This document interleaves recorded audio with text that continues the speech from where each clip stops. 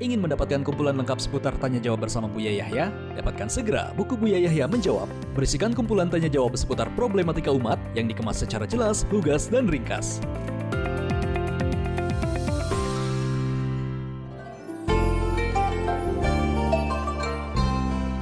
Baik, Assalamualaikum warahmatullahi wabarakatuh. Waalaikumsalam warahmatullahi wabarakatuh.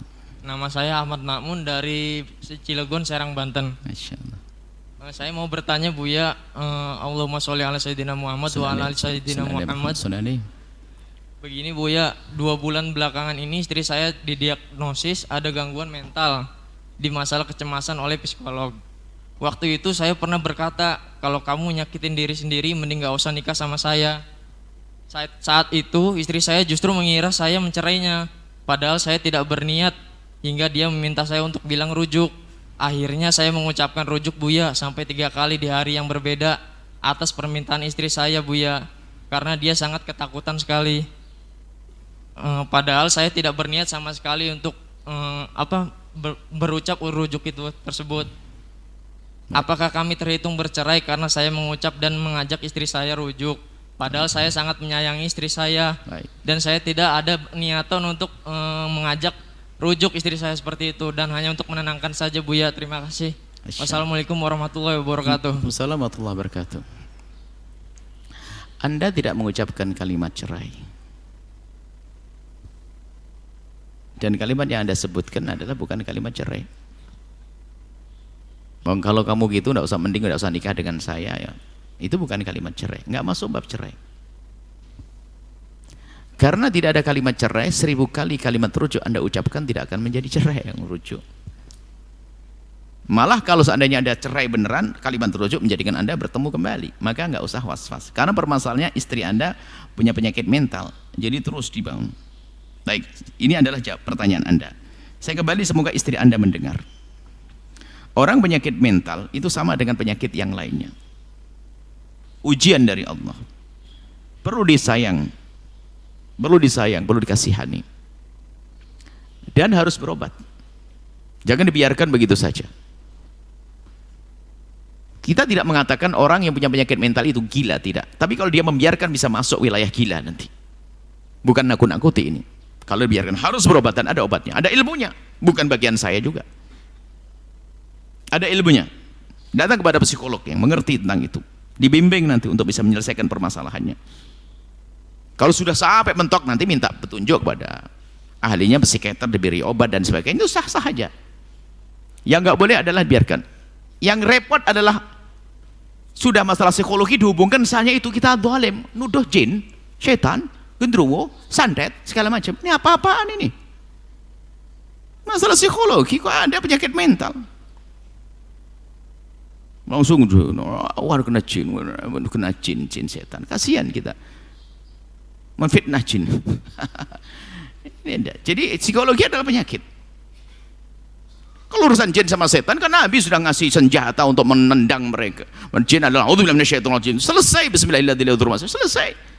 Tapi psikologi ini yang jarang dicermati. Sehingga sekarang ini adalah kita harus ada sadar melek ini. Ilmu itu dipelajari oleh ahlinya. Dalam Islam ada ilmu psikologi, itu ada, cuma tidak ditulis seperti itu. Seperti dulu ilmu nahwu itu nggak ada, tapi orang ngerti nahwu sorab, sehingga perlu dibukukan. Maka kita perlu seorang muslim belajar ilmu psikolog, mencetuskan fatwa pakai psikologi dong. Ya gitulah, ada ilmu psikologinya. Mengerti ini, kasih fatwa apa dan sebagainya orang ini. Jadi yang merasa saat ini punya penyakit begitu, jangan gengsi. Gengsi tambah penyakitan nanti. Berobat, datang ke ahlinya. Dan Anda sebagai seorang suami, pahalamu gede melayani orang sakit. Makanya saya nasihat kepada Anda orang sakit boleh berbuat aneh-aneh kepada Anda, tapi Anda nggak boleh membalas keanehannya. Jadi harus sabar betulnya. Apalagi penyakit yang mental. Cuman yang dengar suara ini jangan beralasan penyakit mental hanya untuk mukul suaminya. Hati-hati. Ini gara-gara omongan saya nanti banyak beralasan. Semuanya dikit-dikit kan saya penyakit mental. Nggak begitu. Ini alasan. Ini ada juga sudah berbohong. Mungkin di sebuah sekolahan agar biar tidak masuk sekolah agar dibilang saya sakit mental. Biar sama suaminya tidak suruh ngapa-ngapain, saya sakit mental. Oh sakit beneran, hati-hati ini. Nah, dikasih bonceng minta gendong, ini kan repot. Jadi maksudnya Anda perhatian, dan ketahuilah bagi siapapun yang punya penyakit ini, Anda jihad. Was-was dan sebagainya jihad. Berat itu Anda lawan. Bukan melawan maksudnya, Anda berobat. Kalau Anda terus bersandar kepada Allah, ingin sembuh, itu adalah pahala terus itu semuanya. Kalau Nabi mengatakan yang sakit kan selama ini selalu sakit fisik saja. Abdi maritu falam ta'udni, hadis qudsi. Wahai hambaku, aku sakit, kau tidak kunjung kepadaku. Maksudnya Allah itu adalah rahmatku bersama orang sakit. Bukan sakit fisik saja, sakit mental juga ada di situ. Bahkan lebih berat lagi sakit mental itu ada, sakit mental. Sakit mental ada. Dan cita-cita kita di tahun ini kita punya klinik itu kok. Daripada bablasan pada gila kan. Makanya saya ancam, kalau Anda mau berobat, Anda menjerumuskan diri Anda sendiri. Seperti orang punya penyakit fisik, nggak mau berobat, mati bunuh diri itu. Tolong berobatnya nih, datang.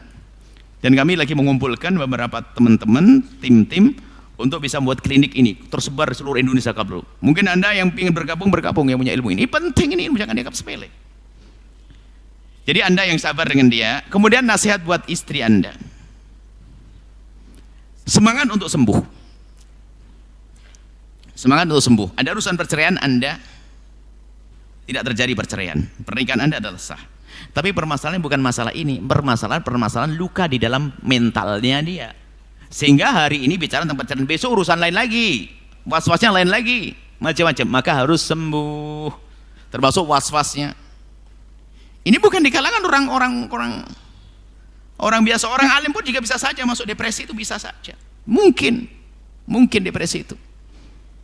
Dan harus diobati, ada ilmunya. Baik, itu saja. Kami himbau kepada siapapun yang punya perilaku aneh itu, ya jangan nyalahkan jin ya. Jangan nyalahkan jin, jangan nyalahkan setan. Anda harus berpikir tentang ilmu ini. Dan ini betul. Ada orang kan aneh, marahnya tidak beraturan, tiba-tiba begini, caci maki nggak ada sebab. Ini berarti mentalnya sakit. Kalau dibiarkan jadi orang gila. Berobat. Dan berobat itu perlu maksakan diri untuk berobat. Sama, orang itu kalau mau sembuh kan harus dioperasi, dibedel, di segala macam, itu ada. Dan memang mohon maaf kalau saya bicara masalah psikologi ini sedikit agak kami panjangkan, karena kita perlu menggugah kesadaran orang di sisi ini. Sebab sekarang banyak penyakit begitu langsung dihubungkan sama setan, sama sihir, santet, segala macam. Aduh, siapa yang dituduh banyak orang santet. Ngapain juga nyantet Anda? Ini urusan Anda apa sih kok GR banget? Siapa yang ngiri sama Anda? Itu loh, kadang-kadang gitu tuh. Udah saya disantet sama orang, ada orang ngiri sama saya. Kamu punya apa? Kok dikit-dikit main santet? Nah, jangan suudon sama orang, sudah. Enteng urusan santet, itu gampang. Punya Nabi kok kita. Yang ngajari Nabi urusan santet selesai, tidak usah. Tidak punya wirid kali, tapi saya baca wirid masih. Nah itu berarti bukan santet itu. Berarti itu psikologi tadi Anda. Nah ya. Kemudian yang lain, jangan Anda bikin orang stres. Fahami semuanya. Jangan Anda bikin orang stres. Istri yang cerewet, urusan kebanyakan kredit, kemudian suami yang pengangguran, nggak mau susah, itu bikin stres juga. Jadi tolonglah tanggung jawab masing-masing ya. Kemudian di saat tidak mampu minta maaf yang serius, maka hidup akan saling menolong untuk bisa menjaga mental agar tidak. Jadi yang perlu Anda kesehatan bukan saja fisik. Kesehatan fisik oke lah, Anda sterilkan rumah Anda dari koreng-koreng, airnya bagus dan sebagainya. Tapi jangan sampai mentalnya Anda injek-injek, Anda rusak. Mental juga penting Anda perhatikan. Baik, ini saja, semoga Allah menjaga hati kita ya, mental kita, semua yang dijaga oleh Allah. Wallahu a'lam bishawab.